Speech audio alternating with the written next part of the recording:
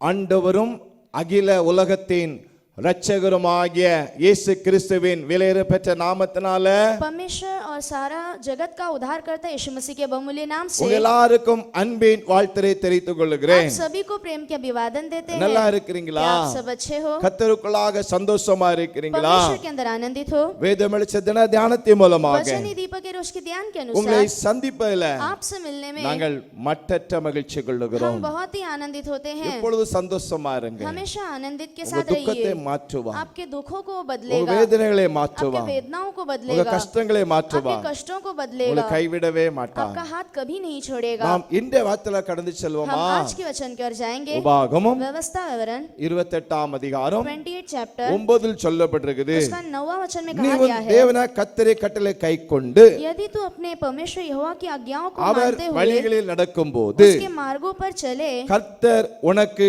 ஆணையிட்டபடியே तो वह अपनी शपथ के अनुसार உன்னை தமக்கு பரிசுத்த ஜனமாக நிலைப்படுத்துவார். तुझे अपने पवित्र प्रजा करके स्थिर रखेगा. என்ன செய்வாரா? क्या करेगा?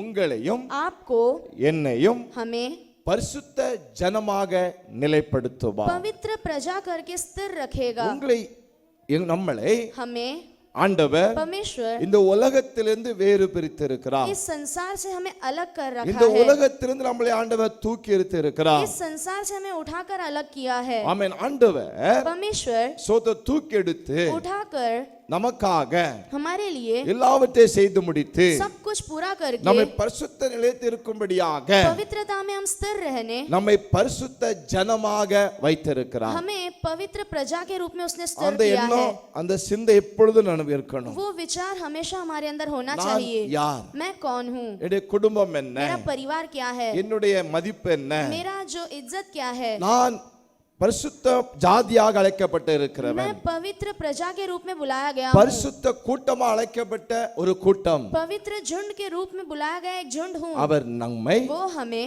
உங்களை आपको ராஜாக்களும் राजाओं के रूप में ஆசாரியமாக याजकों के பரிசுத்த रूप में கூட்டமாக पवित्र प्रजा के रूप में நம்மை அழைத்திருக்கிறார். हमें उसने बुलाया है. நம்ம நிலைத்து நிற்க हमें வேண்டும். स्थिर खड़ा உன்னை रहना है. தமது பரிசுத்த ஜனமாக நிலைப்படுத்துவார். अपनी पवित्र प्रजा करके स्थिर रखेगा. கொஞ்சம் உங்களை குறித்து யோசிங்க. थोड़ा अपने बारे में सोच कर देखिए. கொஞ்சம் உங்களை குறித்து தியானம் பண்ணுங்கள். अपने बारे में थोड़ा विचार कीजिए. நான் எப்படிப்பட்டவன்? हम कौन है? ஆண்டவர் என்னை உலகத்தில் தூக்கி எடுத்திருக்கிறார். परमेश्वर ने मुझे इस संसार से अलग किया நான் है. பரிசுத்தத்தில் நிலைத்து நிற்க வேண்டும். मुझे पवित्रता में स्थिर रहना है. இயேசுவை பின்பற்ற வேண்டும். यीशु के पीछे चलना है. நான் பரிசுத்த. मैं पवित्र हूँ. ஆகையால் நீங்களும் பரிசுத்தராக இயேசு சொல்ல இருக்கிறார். इसीलिए तुम भी पवित्र रहो करके यीशु அவருடைய कहता வழியில है. நடக்கும் பொழுது, उसके मार्ग पर चलते समय, அவரை நோக்கி பார்க்கும் பொழுது उसकी ओर देखते समय, உங்களை பரிசுத்த நிலைக்கும்படியாக उस पवित्र में स्थिर रहने கர்த்தர் கிருபை கொடுப்பாராக. परमेश्वर वो अनुग्रह देगा. நாம் செபிக்கலாமா? हम प्रार्थना करेंगे. நல்ல பிதாவே நன்றி செலுத்துகிறோம். अच्छे पिता आपको धन्यवाद உடைய देते हैं. பிள்ளைகளுக்காக செபிக்கிறேன். आपके बच्चों के लिए प्रार्थना உடைய करते हैं. பிள்ளைகளை பரிசுத்த ஜனமாக